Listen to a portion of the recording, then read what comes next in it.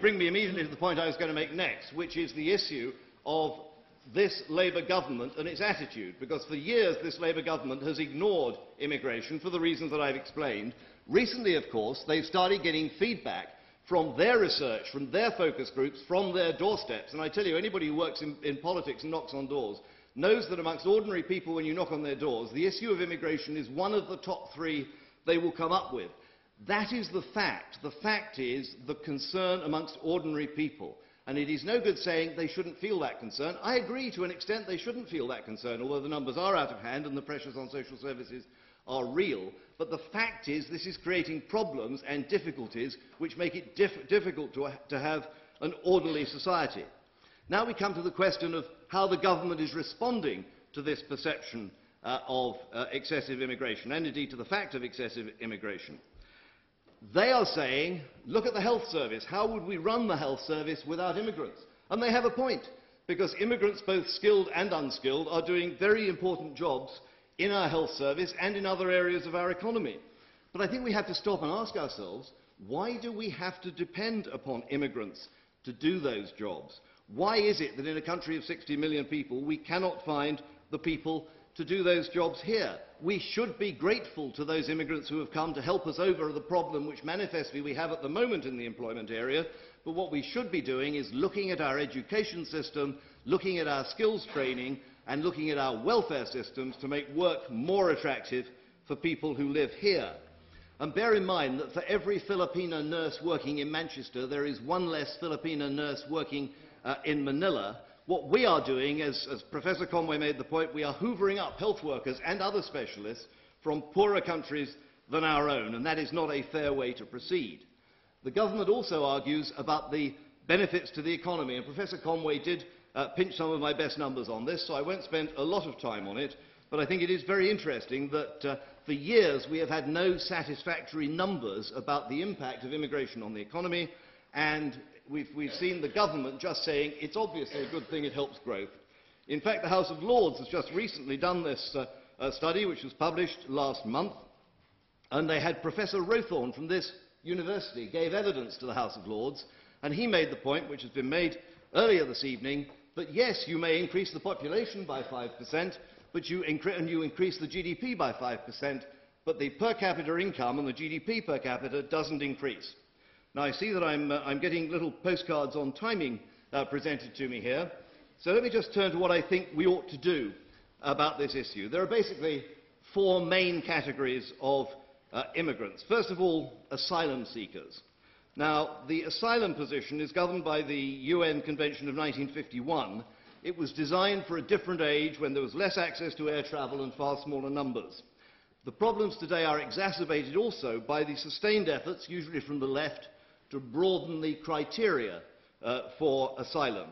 It used to be only those under threats from organs of the state who could qualify. Now it seems to be anyone with a grievance. Second category, there are the citizens of the European Union. Now, EU citizens have particularly made positive contributions. I think of the renowned work ethic of the Polish immigrants who've done extremely well, but we have to consider whether such an open-ended commitment can last indefinitely. Certainly in my party, we want to change Britain's relationship with Europe in a number of ways, and in my view, the way that free movement of people is operating in the European Union at the moment cannot be sustained indefinitely. Thirdly, there are economic migrants. Again, as I've made very clear, many of these have much to offer, many of these have contributed and will contribute to our society. But I believe there has to be some kind of numerical limit, and I would suggest that is best negotiated between the government and employers. Finally, of course, there are the illegals. We have a government at the moment that proposes to spend a very large amount of money on identity cards, which will have very little effect, if any, on this problem.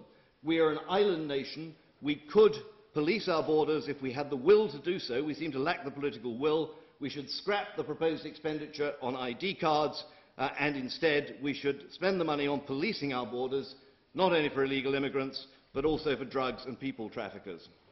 So finally, Mr. President, if I may conclude, immigration is a good thing, but you can have too much of a good thing. We have a government which has allowed this problem to grow out of hand and now seeks to justify itself retrospectively rather than actually dealing with the issue. The sheer numbers are unprecedented. They are a threat to social cohesion and the welfare of our nation. I beg leave to commend the motion to the House. Thank you, Mr. President.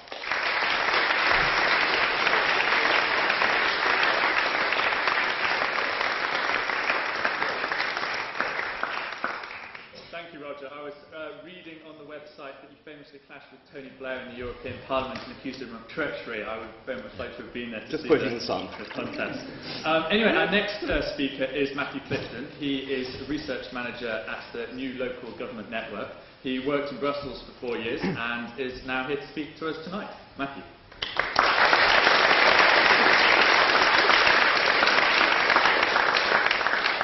Thank you, Mr. President, and thank you, Viv, and especially thank you, Roger, for those very cogent arguments against this motion. He says he doesn't blame immigrants. Instead, he blames benefits traps and low skills. So let's address the benefits traps. Let's address the low skills, and let's reject this rather fallacious motion to the House today. He says we need to address the myths and perceptions about immigration. Fine, let's not perpetuate those, and let's reject this motion.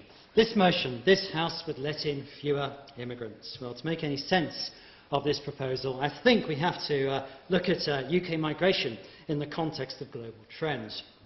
Today, more people are more mobile. Immigration certainly has gone up, but so has emigration. In 2005, a little under 10% of the UK-born population lived and worked abroad. That's about 5.5 million. Australia has 1.3 million Brits. Spain has 761,000. On the other hand, also a little under 10% of the population in the UK are foreign-born migrants. So this suggests, in fact, in the UK, we have a kind of balanced profile. So given our high level of emigration, actually what we're saying here in this proposition is to reduce the population, or more precisely, reduce the working population. And I think this is a bit extreme position to take.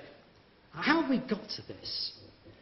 What's happened in recent years to make us want to approach things in such an extreme way? Well, some of this hysteria perhaps has been caused by the dramatic increase in the number of EU citizens from Eastern Europe, the 8 accession countries in particular that joined in 2004. I think we probably all know them: Poland, Hungary, Slovakia, Slovenia, Czech Republic, Estonia, Latvia and Lithuania.